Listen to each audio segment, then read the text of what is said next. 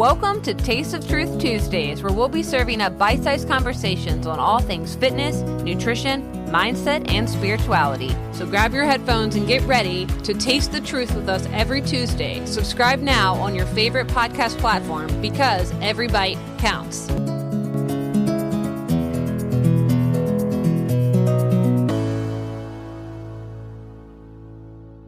Hey, welcome back to Taste of Truth Tuesdays. So today's episode is going to be a bit heavier than usual because I want to process something that has been shaking me to my core over the past week, the brutal death of Charlie Kirk.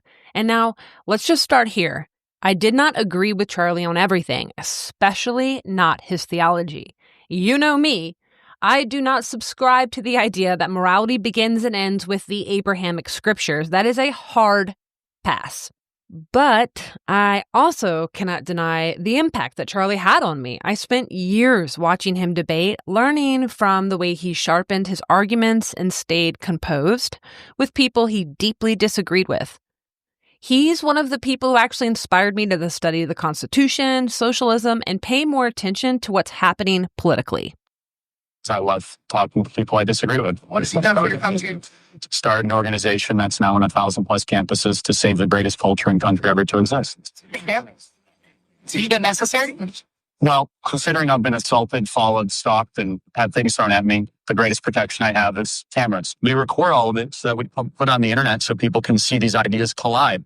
When people stop talking, that's when you get violence. That's when civil war hangs. Because you start to think the other side is so evil and they lose their humanity. Marriages break apart when you stop talking. Churches fall apart. And I think what makes this country on the verge of going to a place we don't want it to go right now is we're afraid to go to places like this and have these conversations. I'm not. So when I heard he was brutally murdered, I cried. I mean, it was horrific. If you saw the video, it kept replaying in my mind. I mean, I still see it. I'm still thinking about it. And when I looked online and I saw people celebrating his death, saying he deserved it because he was white, conservative, and a Christian man, that was gutting, not just emotionally, but morally. And in fact, let me show you a comment I received. Girl in Shambles said, and she's an ex-Jehovah's Witness that I've met through the deconstruction, breaking up with my own faith experience here on Substack and also on Instagram. She said, crying over someone who was so full of hate, a Trump supporter, I'm out. Yeah, and then she unfollowed and blocked me. And so that's the climate we're in. Not just disagreement, but outright dehumanization. And that kind of reaction, this like dancing on the grave energy, that's not just tasteless. It is a reflection of how far the moral tribalism has gone. And she's a perfect example of what I saw when I was navigating the ex-Christian, ex-evangelical spaces. It's the same trend there. Conservatives are painted as villains, they're ridiculed, they're dismissed, and they're treated as less than. Folks in my parasocial networks that listen to my podcast would send me other episodes or Instagram pages that were just openly disrespectful and overgeneralizing, and it was like mocking anyone who leaned right was simply part of the healing process. I mean, that's why I went off and did my America's Not Gilead podcast episode, because somebody that I was engaging with online shared with me some of the most ridiculous stuff that they say in some of these spaces. And I remember sitting there thinking, like, how are you even actually friends with me if you despise people like me so much? It's like the hatred is so baked into the zeitgeist, people don't even notice that they're doing it. I've already done an episode on the radical left and why I left in 2020, and that's linked. It's called Breaking Down the Power Play, Women's Suffrage, Christian Patriarchy, and the Trad Wife Propaganda. So I'm kind of going off on the extremes on both sides, from like the extreme right to the extreme left in that episode. But back then, I saw the extremism was ramping up with Black Lives Matter, the pandemic policies, and those shocking poll results that came out in 2022. And yes, the sample size is relatively small, and we can always keep that in mind with any poll data. But the significant portion of Democrats that said that they believed unvaccinated people should have their kids taken away or even be put into camps. And podcast listeners, I have a chart in the podcast blog that shows in comparison between Democrats and Republicans how they felt in regards to putting unvaccinated folks in designated facilities, prison for questioning the vaccine, home confinement, fines for refusing the vaccine. And that's also linked in the show notes if you want to look at that study yourself. And so that was the moment I realized, man, this isn't just about public health. This was about authoritarianism cloaked in moral righteousness. And I want to tie that moment to this moment. Because what we're seeing with Charlie Kirk's death is the same kind of moral righteousness. It's just flipped. And this is where Jonathan Haidt's book, The Righteous Mind, comes in. And y'all know I bring this book up a lot, but man, today it is essential. And if you haven't read that book, that is your homework. So Haidt's big idea is that morality isn't just one single thing. It's made up of 6 different foundations, like taste buds of a moral sense. And let me walk you through them. So number 1 is care versus harm. The instinct to protect others from suffering, and progressives tend to emphasize this one the most. Number 2, fairness versus cheating. So this is concern for justice, reciprocity, equal treatment. Again, this is heavily weighted on the left. Number 3, loyalty versus betrayal. So valuing group solidarity, patriotism, belonging. And this resonates more on the right.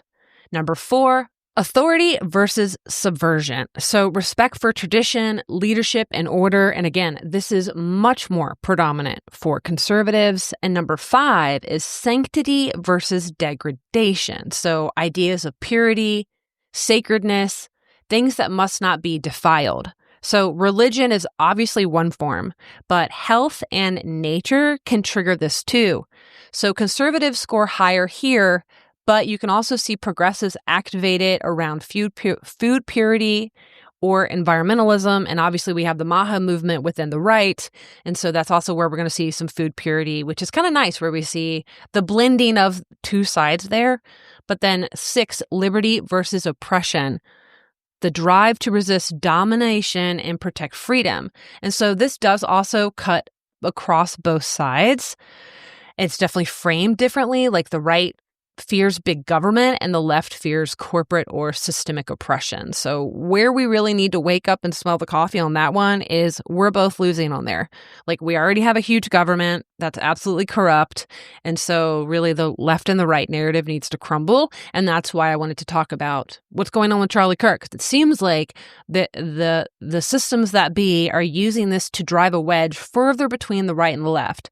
And that's what I wanted to talk about, the moral taste buds with Jonathan Haidt's book. Like, how does this help us explain what we're seeing? Well, progressives whose moral taste buds are dominated by care and fairness, they're going to look at Charlie Kirk and say, he caused harm to marginalized groups. He propped up unfair systems. So when he died, they felt justified in celebrating. Their moral taste buds told them this is justice. Now, conservatives, on the other hand, lean more heavily on loyalty, authority, and sanctity. And Charlie embodied loyalty to the nation and respect for conservative traditions and, yes, defense of the sacred. So his death wasn't just tragic, it was an attack on everything sacred to them. And that's why you're seeing these martyrdom narratives, even the AI videos of Charlie in heaven with the other heroes of the faith. I mean, this is moral psychology in action. Podcast listeners, for your viewing entertainment, I have included a couple of the cringe AI videos that are put to very emotional music. And gosh, like this one right here is Charlie being embraced by Jesus, who's crying and mourning. Man, this is pure AI goy slop. Like, I just can't even. But yeah, definitely if you want to check those out if you haven't seen any of those. And this is a perfect moment to point out the formula behind psychological operations, because these martyrdom narratives are not just spontaneous. They follow a pattern of influence. Now listen carefully. It is stimulus plus feeling minus conscious awareness multiplied by repetition equals belief. And if you need that for notes, it's in the podcast blog. So that's the formula. You feed people a stimulus, in this case, AI imagery of Charlie Kirk as a martyr. You attach it to a strong feeling, grief, anger, hope. By doing so, conscious awareness is bypassed. Likely the amygdala is being hijacked, so the prefrontal cortex is no longer present. People are going to stop analyzing because they're in raw emotion. And then you repeat that over and over and over with the doom scrolling. And before long, it's not just an image, it is now a belief. And this is why these videos are so powerful. They're not just content, they're psychological conditioning. In the book, Free Your Mind, which we discussed in our previous podcast episode, in Chapter 9 emphasizes the importance of getting ideas in writing, but it also highlights the unique power of images. As the book notes, an image tells 1,000 words, and seeing is believing. You tend to be more easily persuaded by images than words, and a video is even more persuasive. On the other hand, reading leaves more breathing room for critical thinking. Images can define ideas and stick in our minds in a way that words alone often cannot. A single powerful metaphor or visual statement can leave a lasting impression. Let's talk about old Donald Trump's political career, for example. It wasn't only shaped by complex and abstract immigration policies, but also a concrete visual symbol, a border wall, or the image of him standing with his fist raised, signaling defiance after the attempted assassination. These mental images grab our attention and viscerally anchor themselves in our minds. They're persuasive tools that can move political movements forward, and psychologists agree. This phenomenon is known as the picture superiority effect. Images are far more memorable than words. In one study, participants were shown a mix of 612 images and words for 6 seconds each. When asked later, which they recognized, 98% of the pictures were remembered, compared to just 90% of the words. Another study of news broadcasts found that only 16% of stories were remembered when heard over the radio versus 34% when watched on television. So the takeaway here, images are not just memorable, they shape perception. Seeing is really believing. And so here's Jonathan Haidt's main takeaway. Morality binds and it blinds. So it binds us together and it blinds us to other perspectives. So both sides on the spectrum feel righteous, and both sides are blinded. The left is blinded to the humanity of someone they disagreed with, so they cheer for his death. The right is so blind to pluralism, like multiple religious perspectives and nuance, so they sanctify him and risk sliding into Christian authoritarianism. And this is where I want to pause, because the rise in religious fervor right now is deeply concerning to me. I used to push back when people warned about Christian nationalism, and I thought that was really overblown. But now, after Charlie Kirk's assassination and watching Gen Z churn out the martyr videos of Charlie Kirk, oh man, just watching this wave of revivalist passion roll in, I can't deny the backlash anymore. So podcast listeners, in the blog, I have some clips from Adam Green, No More News, one of my favorite streamers on Rumble. And so the first one is a clip from Fox News. Deep, devout Christianity, which he always put front and center, even up to and including this final day. Do you think this was, and we don't know yet, the speculation, but was this as much an attack on his Christian beliefs and his public proclamation of them, enthusiastic proclamation of them, or was it more about politics, Trump, and that?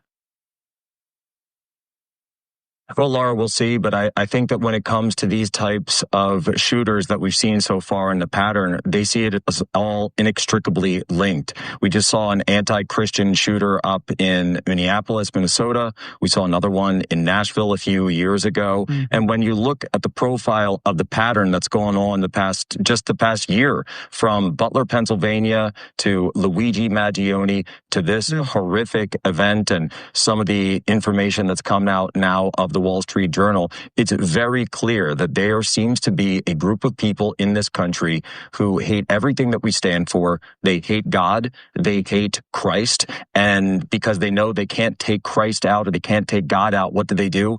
They target his followers. They target his children. And this next clip is Alex Jones, and he's basically spinning the narrative that if you don't go along with Jesus, you're a terrorist. This is war. We are going to win. We have to win. I'm telling you, the public is really waking up fast. But what you said earlier is so true. And this is a war. This is deliberate. And 8-year-old Charlie Kirk, ladies and gentlemen, they want to kill us all. They literally want to kill Christians. They want our children. They hated Charlie Kirk because he was a real Christian, because he was loving. When I call Antifa devil worshippers, folks, go look at their sites. Go out in a crowd with them, okay? Go to a Democrat rally, okay? We send undercover to it because they attack me if I go. I don't go anymore very often. And literally, you can talk to them. Even women that are dressed nice say, I love Satan. I hate Jesus. I want to kill the Christians. They have gone beyond radical. It is a possession. It is a spirit, mob psychology. So when I say they're a coalition of pedophiles, devil worshippers, communists, Islamicists, they are scum. I mean, the Democratic Party is. All the while, the conservatives are telling the left to tone down the rhetoric. I mean, I get it. I get it, honestly, because I lean more conservative. And I'm like, dude, if all these lefties really feel that way, then I honestly don't feel safe around them. And I haven't felt safe around anyone on the left for a long time. I've lost all my friends from Portland, Oregon, and I'm not even sad about it because I just feel like they're so open-minded, their brains fell out, and I lose brain cells trying to interact with folks on the left. But I feel the same way when I'm trying to talk about kind of the stuff I'm about to discuss now. So in regards to Christian Zionism and Judaism and that sort of stuff. So this is not just reverence is what we're talking about here in regards to Charlie Kirk being a martyr or saying we are all Charlie Kirk. Like, this is symbolism, this is revivalism, and it's identity politics wrapped up in scripture. And this is where my alarm starts, because we need to talk about the Noahide laws movement. People often describe it as a returning to a universal moral code. On its face, sure, that sounds appealing, but when you really think about morality being rooted in one particular scripture or identity, it often becomes a tool to say, these norms are non-negotiable and dissent or spiritual alternatives are forbidden. And that's when spirituality crosses into political power building. And so what are the 7 Noahide laws? And I have a quote from Ben Shapiro talking about them, and there are endless clips of rabbis talking about this, and so this is not a conspiracy theory. It's just a place that most Christians don't want to go. So we have the 10 Commandments, and I have podcast listeners, I have a photo and the blog if you want to just go check that out. And so the 7 Noahide laws are the 7 that were given to Noah. So let's just let old Ben Shapiro explain it for us. Very clearly. This is one of the things that I think is so fascinating about Catholicism. I talked about this with Bishop Barron, is that Catholicism, Christianity started off as a rip on Phariseeism, obviously from a philosophical level, right? I'll start off. I was doing that, yeah. And again, that's actually nothing new in sort of Jewish history in the sense that Jeremiah does the same thing. I read the prophets. The prophets are constantly saying things like, so God needs your sacrifices. He needs you to be kind to the poor. He needs you to give charity. He needs you to think about virtue. Does he really need like roast meat? Right? That's actually, Jesus is saying something. That's why Jesus is Jewish. I mean, he's not saying anything that's actually foreign to Judaism in the segments where he's criticizing Phariseeism. Yeah. We kept the moral law, not the Mosaic law, because the understanding was now that the Mosaic law wasn't what justified you or saved you or something like that. I have another question for you.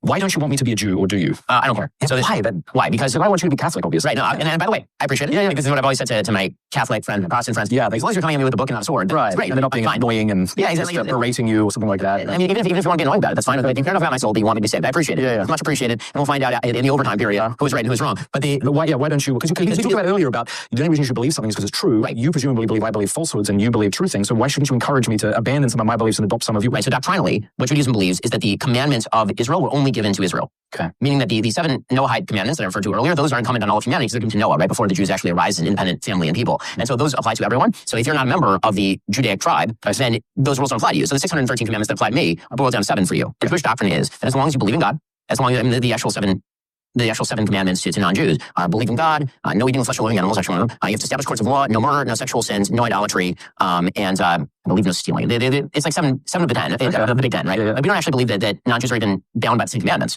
Right, they're bound by the 7 commandments in Judaism. Yeah. So it boils even further down. So how you believe in God is of little consequence to me, so long as you do believe in monotheistic God. Let's put it this way: if you're talking about like paganism, Judaism would have a problem with paganism. So let's say that you believed that there were 100 gods and they all ruled over different aspects of humanity. Then Judaism would say that does not fulfill the 7. And if you were in dialogue with somebody like this, would you feel obligated to try to help divest them of that error so that they could be saved? Sure. So then I would. So the takeaway here is that paganism is bad. Believing in multiple gods or polytheism is bad, and you must be monotheistic. And I have so much to say about that, but that'll be another episode. So we're already seeing this creep into policy. The administration just passed an executive order on eradicating anti-Christian bias. And so there is some truth to that. We did a podcast episode talking about the ideological capture of the mental health industry. And I really do see that most institutions have been radicalized by the left. They're teaching critical race theory, Marxism. And so I do see some truth and that Christians can lose their job for holding, I guess, to the Noahide laws. So that's where I struggle, because I do think that protecting religious freedom is vital. I really do. But there's a difference between protecting believers from discrimination and then making laws where Christian sentiment is immune from critique or satire. And the White House posted this video, Morning Charlie Kirk, and I'm not going to post it, but it is linked in the podcast notes.